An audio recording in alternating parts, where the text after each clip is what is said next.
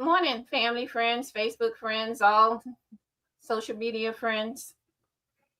This morning, I'm going to talk about a mother's cry and why our girls and our boys are falling into trouble so early.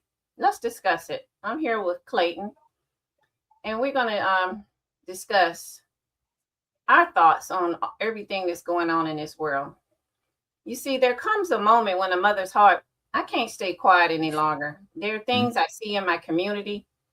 I see it in the children's eyes. Sometimes the child has things that they don't want to discuss and it becomes too heavy. It becomes too heavy for them to carry along. Today, this is my cry. Please listen, because our girls and boys are falling into trouble so early. I mean, and nobody's talking about it. That's why me and Clayton are here to talk about it. We want to talk about it with honesty and courage. And if we don't, we will lose them before they ever come who God created them to become. Well, Sheila, I'm gonna be quite honest with you. I'm right here with you. I'm going to agree as a father, a mentor, a coach, and as a man who worked with young people all the time. And I've seen the shift. Everyone can see the shift. I've seen the pain that the mother go through. I've seen the confusion. And I've seen how much our kids need us to show up. And we can make a difference. But we have to do our part. Our girls are growing up too fast. We realize that. Why? Well, we can come up with the cause and the effect. And we talk about vulnerable social media.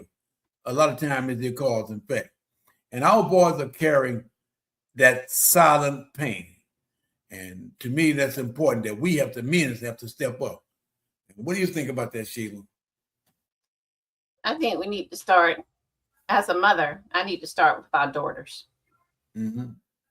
Some of these little girls are not even being little girls.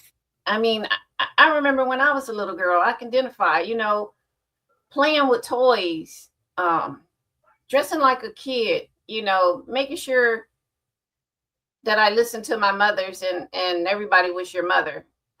It's a lot of these little girls now, they're making these hairdos, they've got makeup. Yep.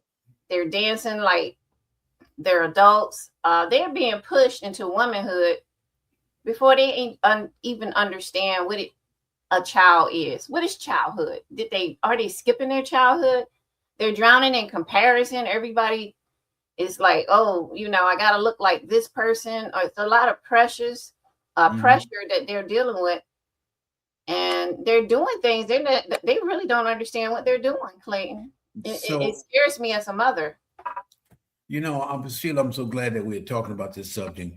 I mean, we know what the cause and the effect, but if nobody talk about it, we are speaking up for those who are unable to speak up for themselves.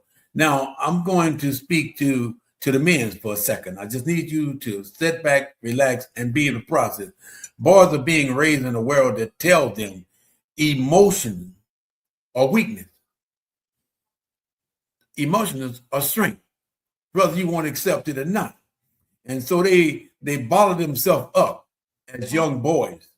And they don't talk about things. They've been talking about what they've been. Boys don't cry. We've been programmed to think like that. But in all reality, when boys cry, that's a sign of emotion. I mean, we've been programmed to say, well, you're not hard enough.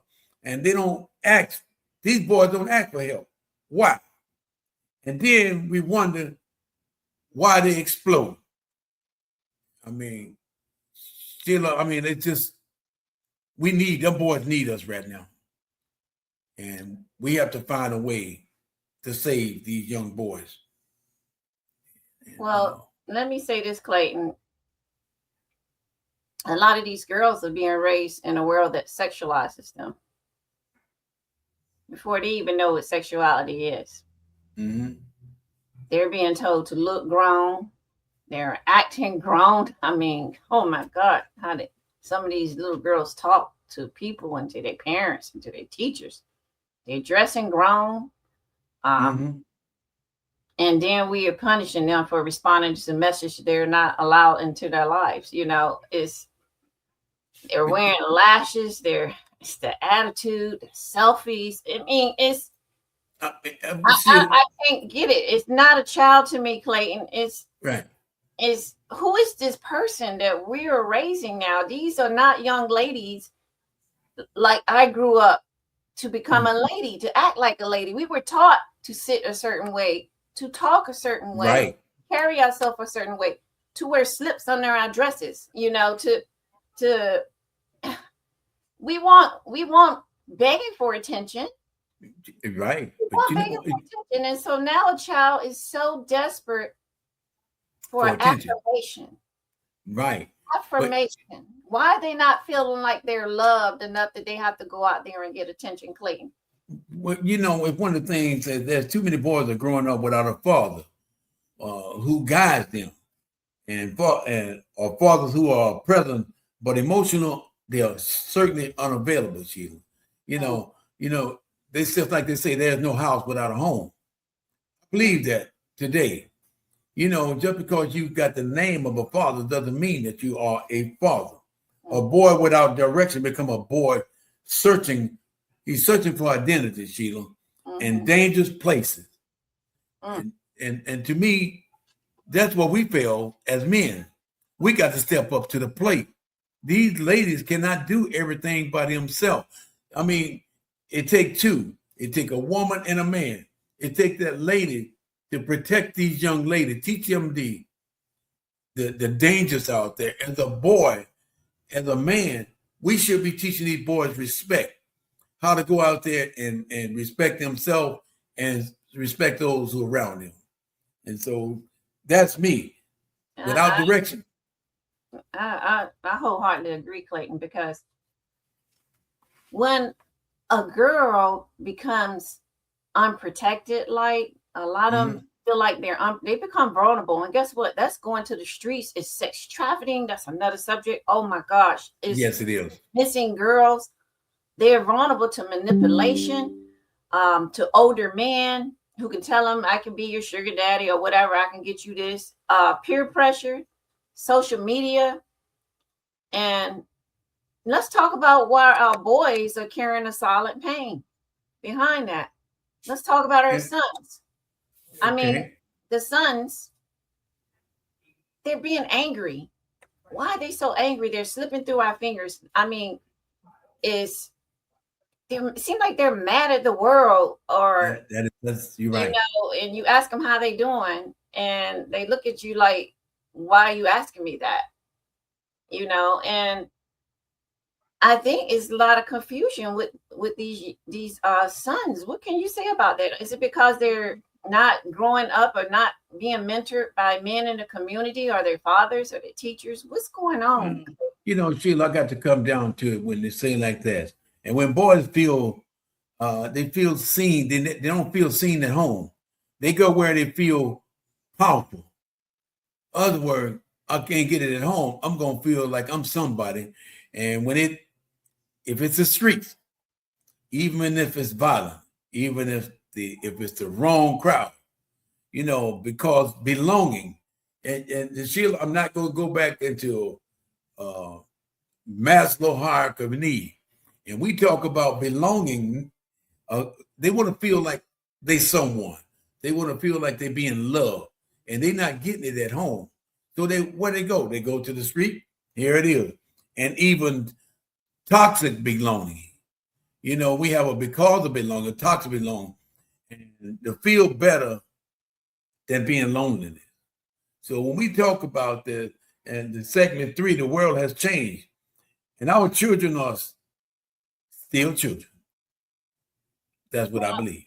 I think too many of our young men, I mean, before we get into that, are growing up without fathers. That's true. Absolutely. Absolutely. Just because you're a father, they don't make you a father. I'm gonna just say that and leave it like that. No, bring it on out. You a father. That's what I'm saying. They can be present, but they can be emotionally unavailable.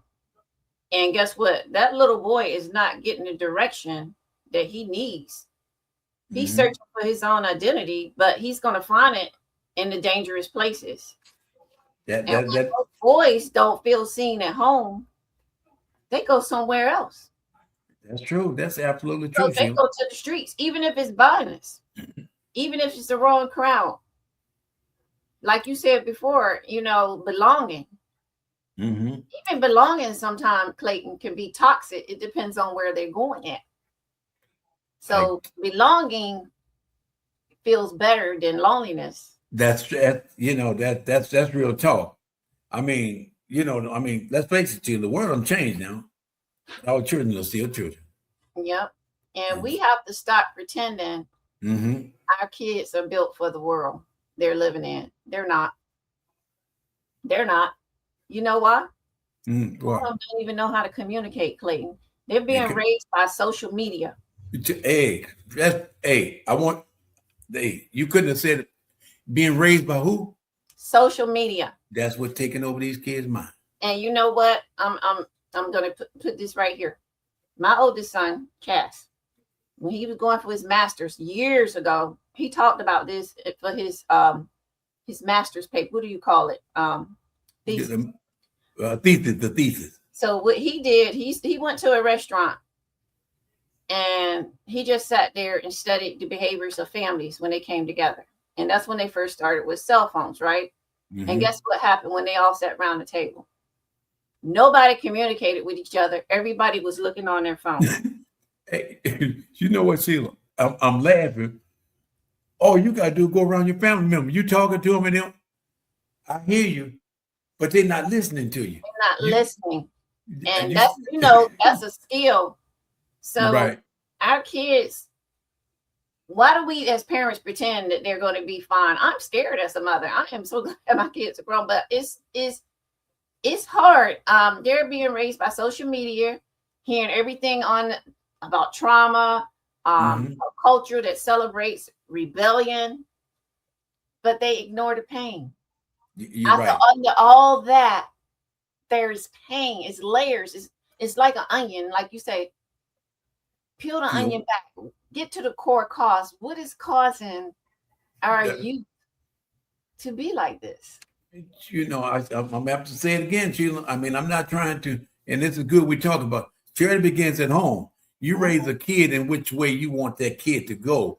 He will not depart from you. And Sheila, what me and you need to get out to the public is that, kids today have access to everything except wisdom.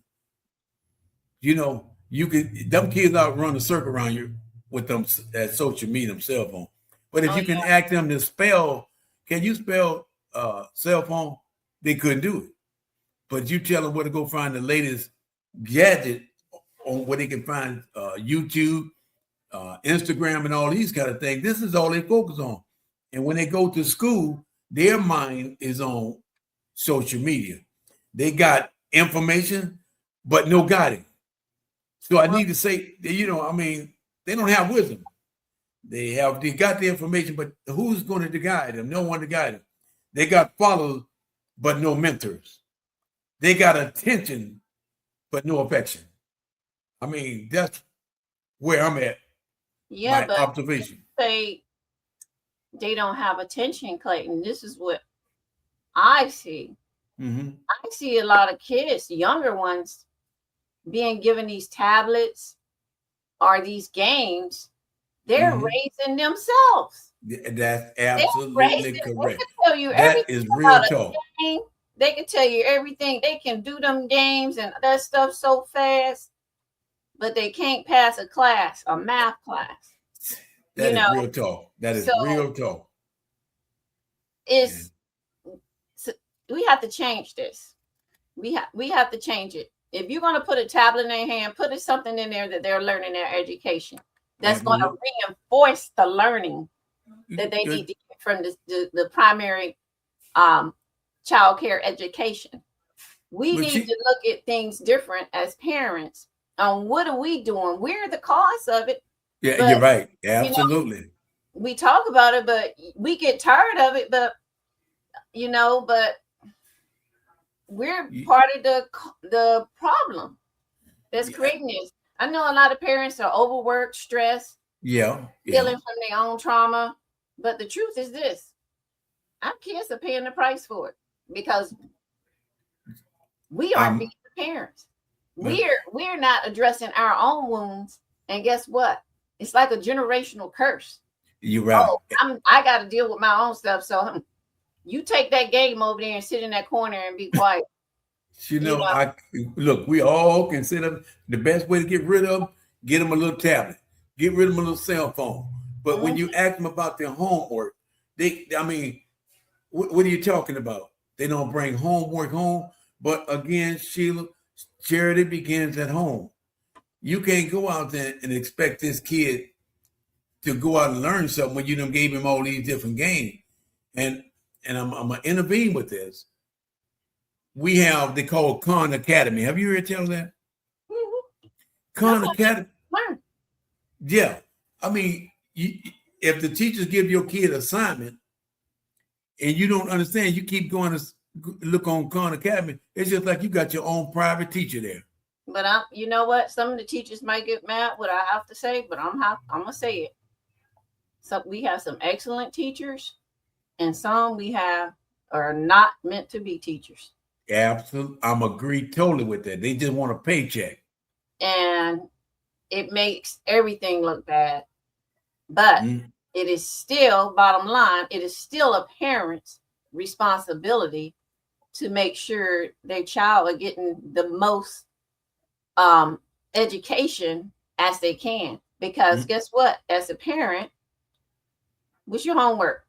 When they got everything on the internet, on the computer now, a parent can go and check and see what assignments their child has to do. If that parent has some concern. If you're not on top of it, you're sitting there, your daughter be saying, I ain't got no homework. Oh, yes, you do got some homework.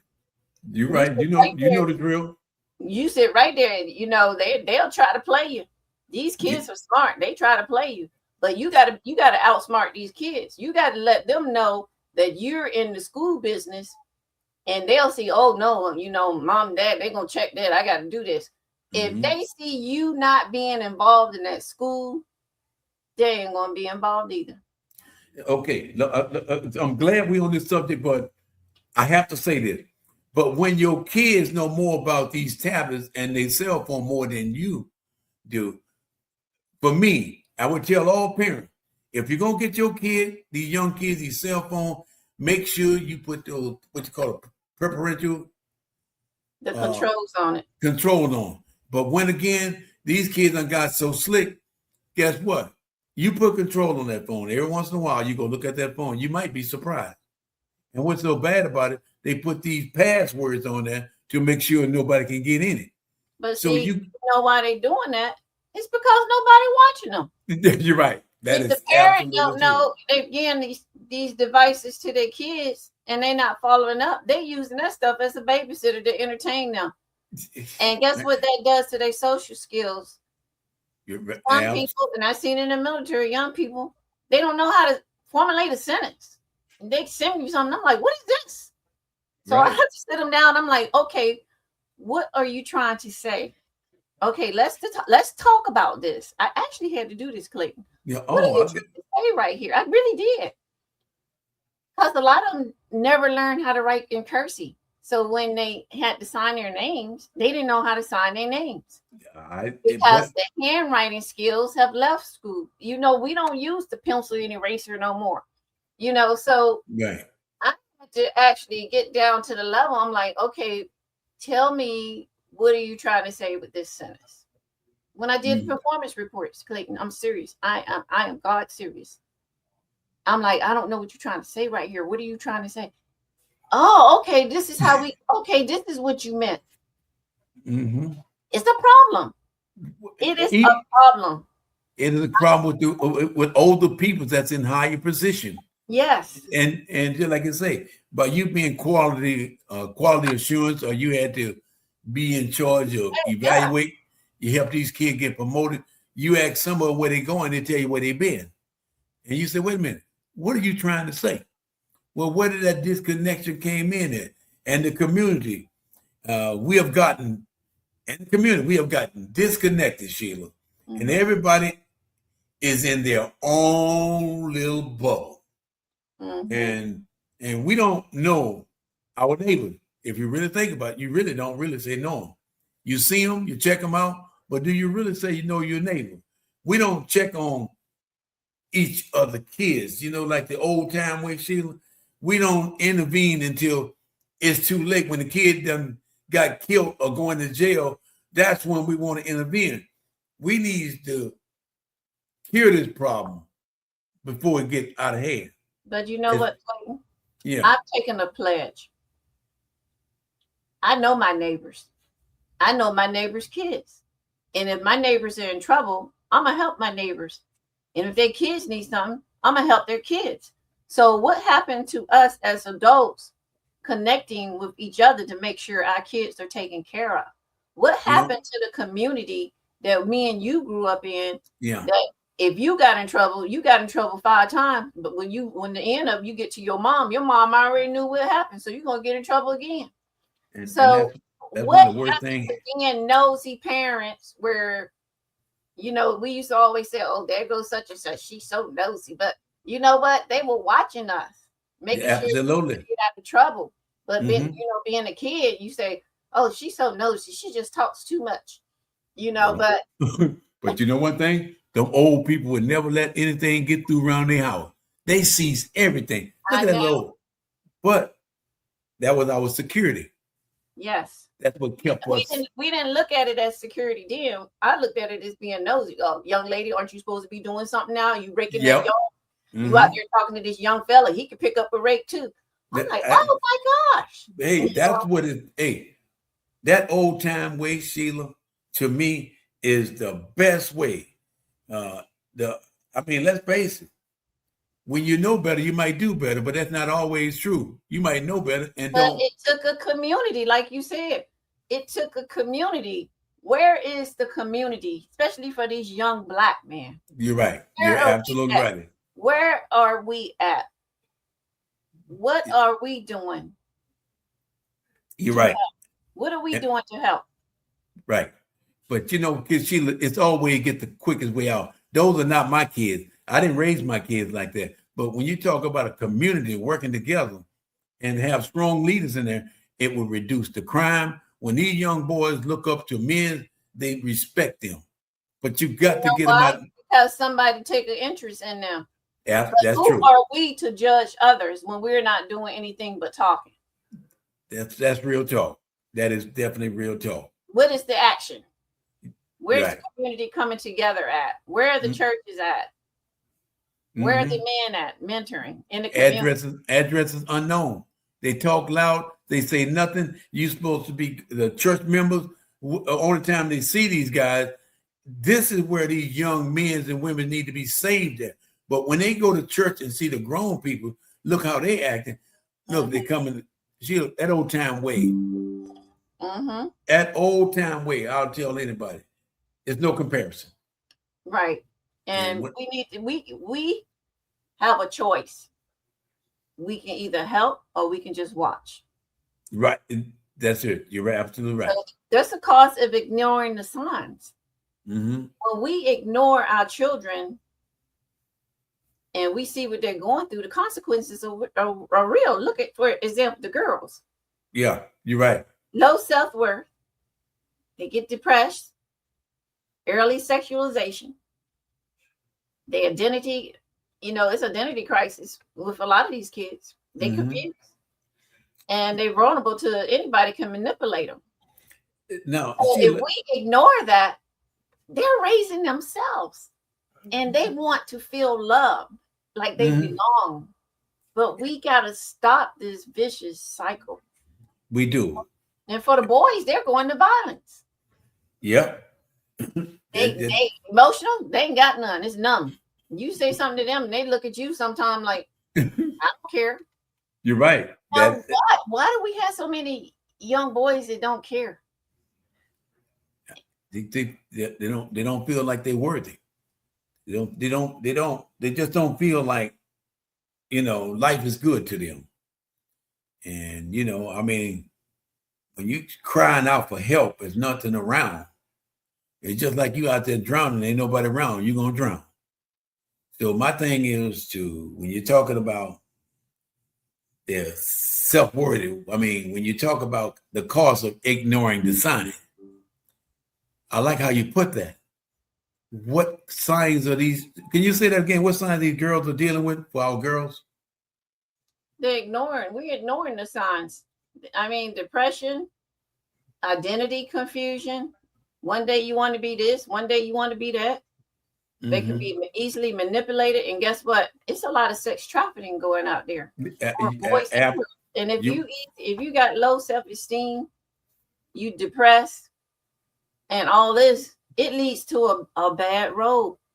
And sometimes you can't recover from that. And for our boys, you know, their grades go down, academic decline, they numb about things. And sometimes they act up just to get attention.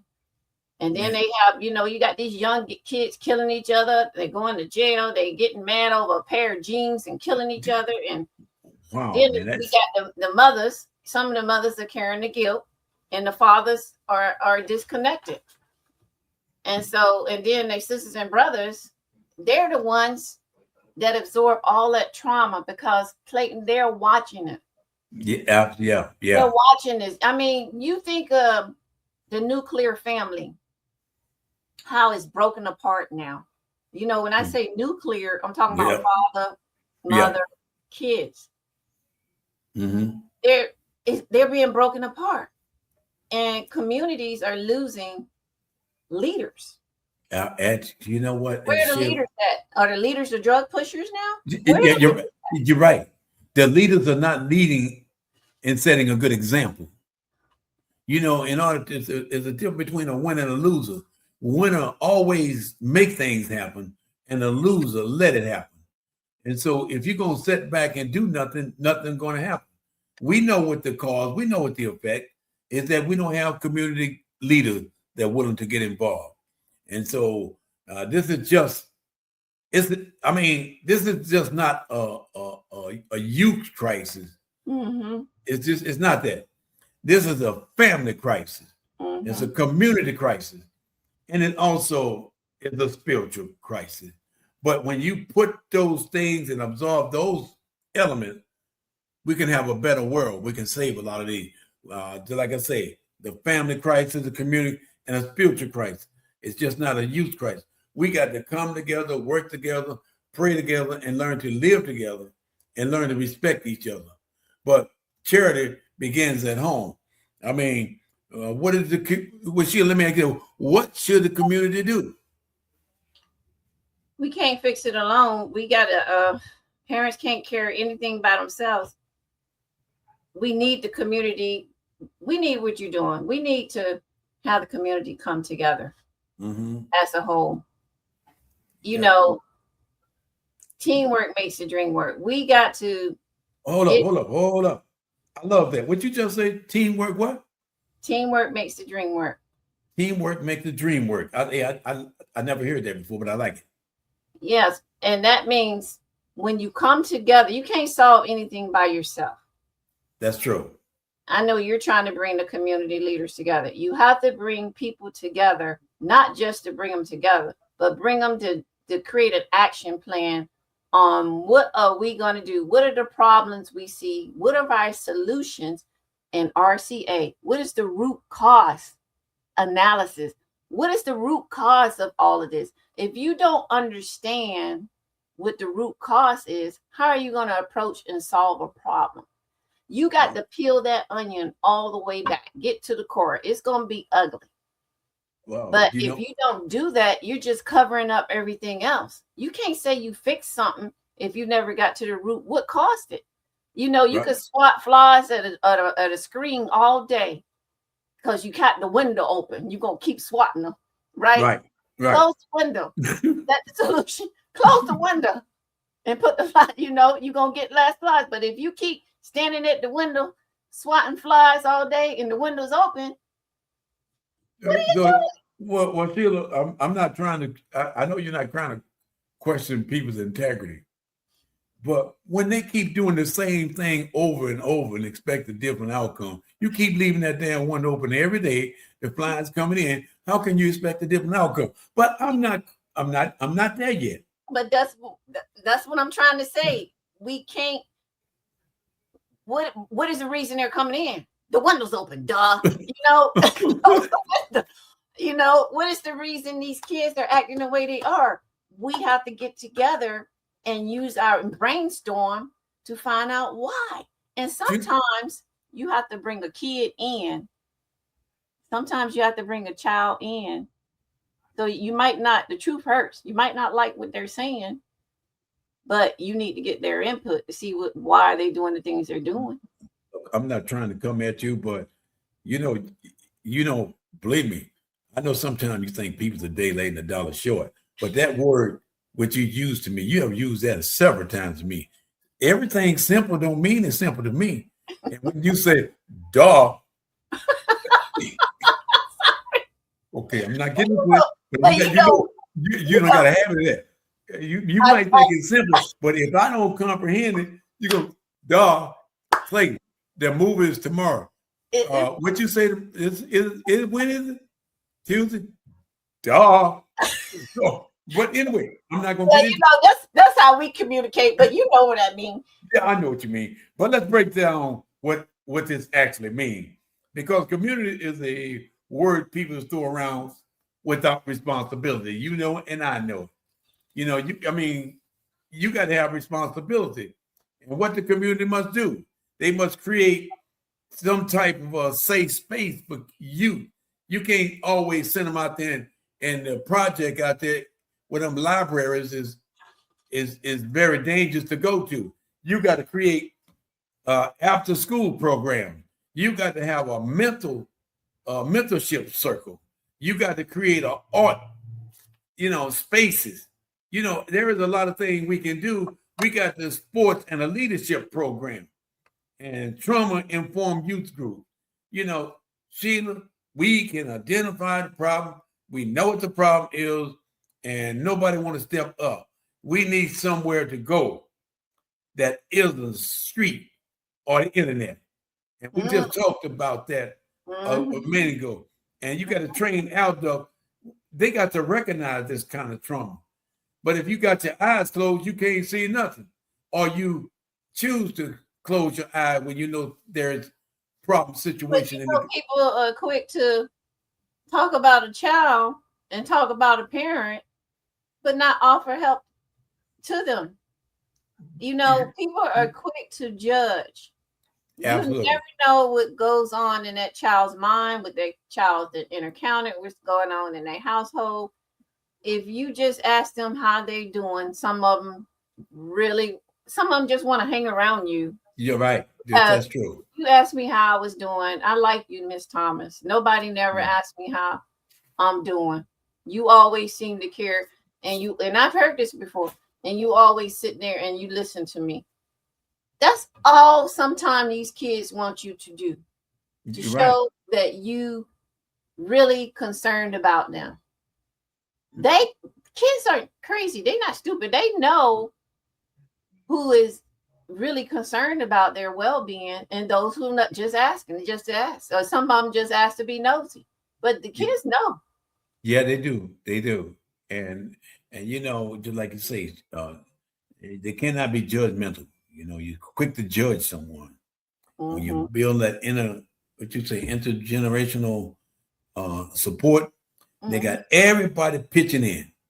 And it's like, Sheila, I know you cook a lot. But let me ask you this. You know how pie should taste. You know how everything. But what if you don't have the right season in it? Most time you're not going to eat it. That's just like these kids. If we don't give them the right season, they're going to get lost. The season comes from leadership, grandparents, local community leaders. And when we lose, we got to lose the village. We need it back.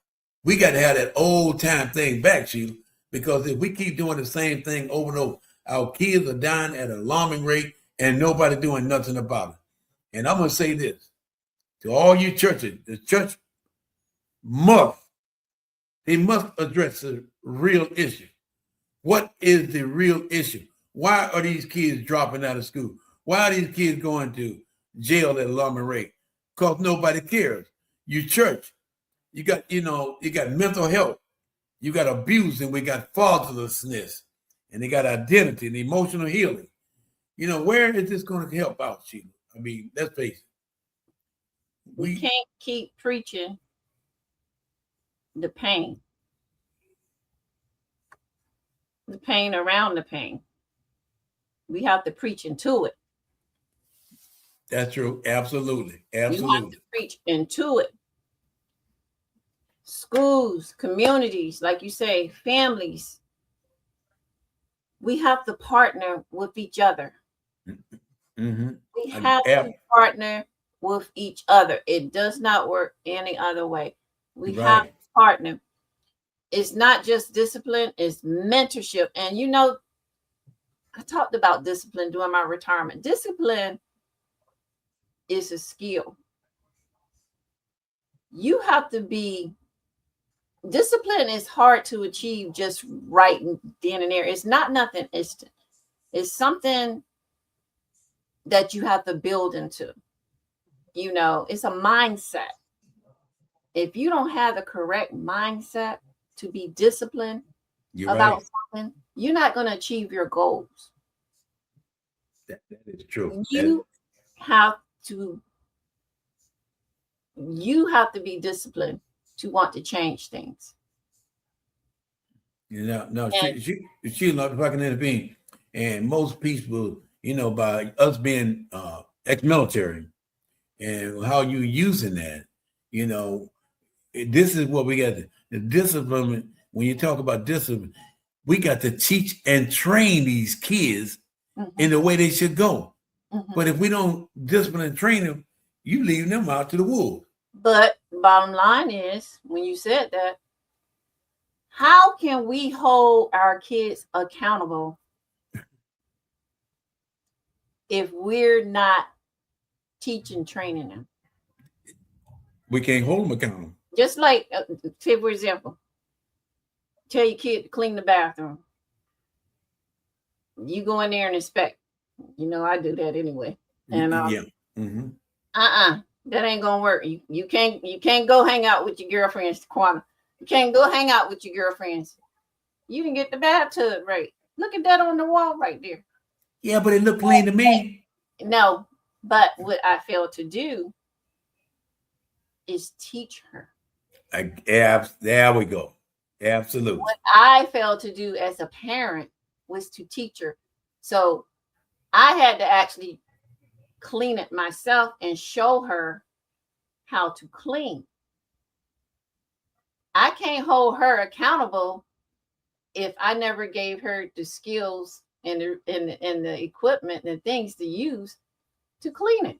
So we as parents, we have to be accountable for our children's actions. We might not like everything they do, but the bottom line, who's accountable? It's just like a supervisor, a commander. Yeah. Your troops may mess up, but who they going after? They're going to go after the commander. That's right. When your kids get in trouble, who they going? So we have to hold ourselves accountable. And sometimes we don't like to, but push come to shove, we need to swallow their pride sometimes. Well, I failed them. Right. But I got to say this too, Sheila. This is to our men out there. We got to reclaim our role. Let's look at what we doing. It's not always what your community can do for you. What are you doing for your community? I always said nothing from nothing, leave nothing. We need, Sheila, this is about real talk. We need real men to show up, not just for their kids, as for the community. Well, they're not my kids. I don't care about it. For the boys in the neighborhood, the boys in the church, the boys who have no one they can turn to.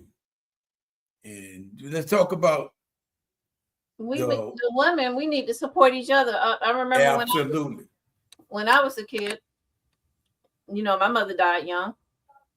Guess what the neighborhood moms did? They picked me up. Okay, we go in the store. We're going to get you this and that. Pick me up from church. Pick me up from school. The community came together So I had neighborhood moms, but Mhm. we need more mothers like that.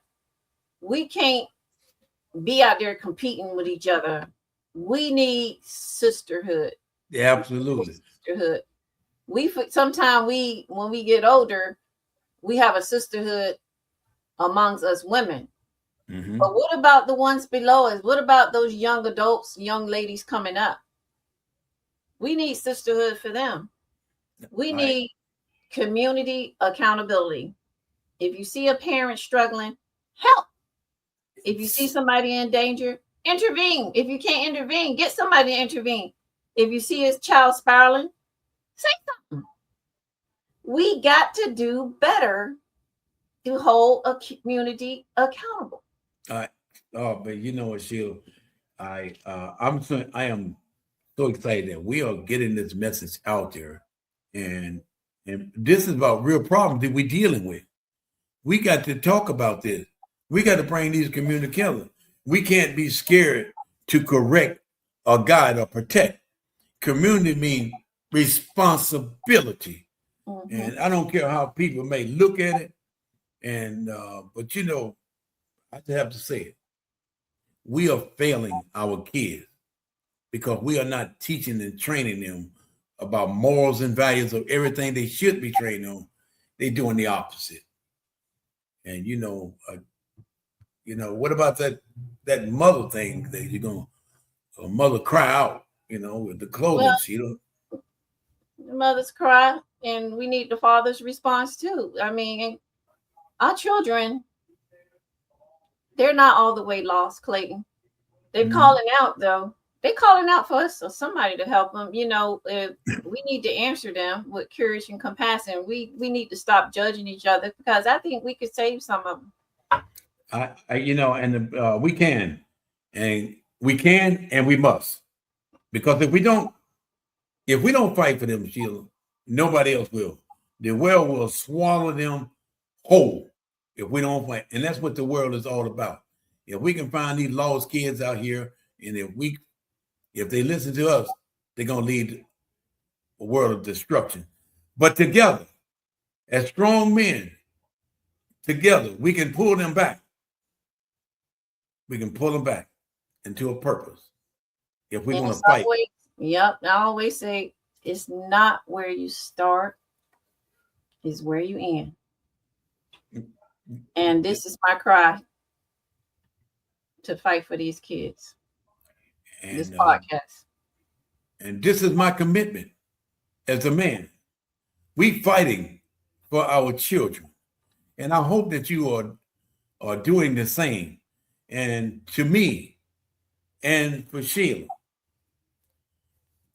I must say, this is one of the best topics that I've gotten excited about.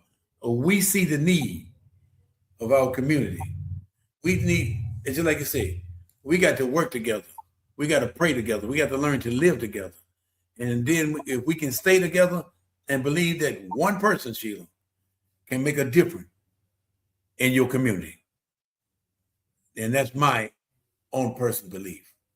You and I gonna touch a lot of people's heart because just like I say, that old time way is the best way. The young generation, as social media is killing our kids.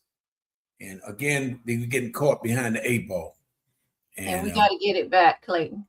yeah, we do have to get it back. We got to get the community back because we're older. We got to teach these younger kids so it can carry on through generations. We got to teach them now before it's too late. Look, Sheila, Because they are our future. that's They're our future. our future. And if they're not guided correctly, what happens? Well, All let me work for will be gone. Sheila, let me just make it in a simple term where people out there and the older people understand. If we don't begin to make changes, our churches, the only people in these churches is older people. These young people don't go to church. They can care less. They don't read the Bible.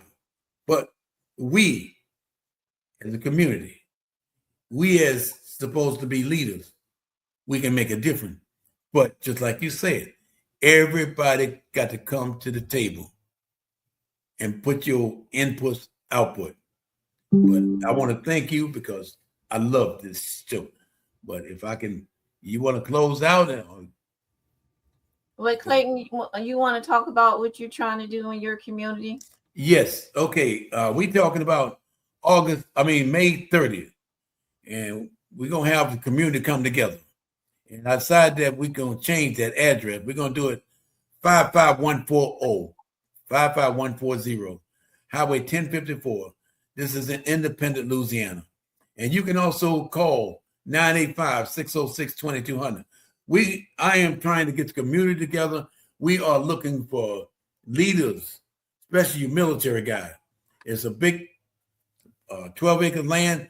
I got a sport program, and also I want these men to come and teach these kids men things. We're gonna have softball. We learn who can get we got to bring the community together. I can't do it alone. I'm not going to try to do it alone. You can lead a horse to water, but you can't make him drink. So I said that to say this. We down with it. We too. But are you down with it? Are you tired of seeing your mother cry? And Sheila, I'm going to be honest with you. My mother cried over me because I was a troubled kid. It wasn't that I didn't get the correct guidance. It was the environment that I was in. Your environment can make you or break you. So again, all these mothers crying. Why? Why? Why? These are the questions. Why? Father's not around. Kids just have been thrown out there in the ocean and let the sharks get them, and nobody cared. Now is the time for you and I, as leaders, to step up to the plate. Either put up or shut up. May God bless you. May God keep you. And I'm asking you to please share it. Share this with all your friends, your neighbors. Submit. Hit the notification button, because we want to make America a better place to live, better place for understanding. And you ever hear tell you got the right person for the right jobs. It's been a plum pleasing pleasure. May God bless you. May God keep you until next time. Share it.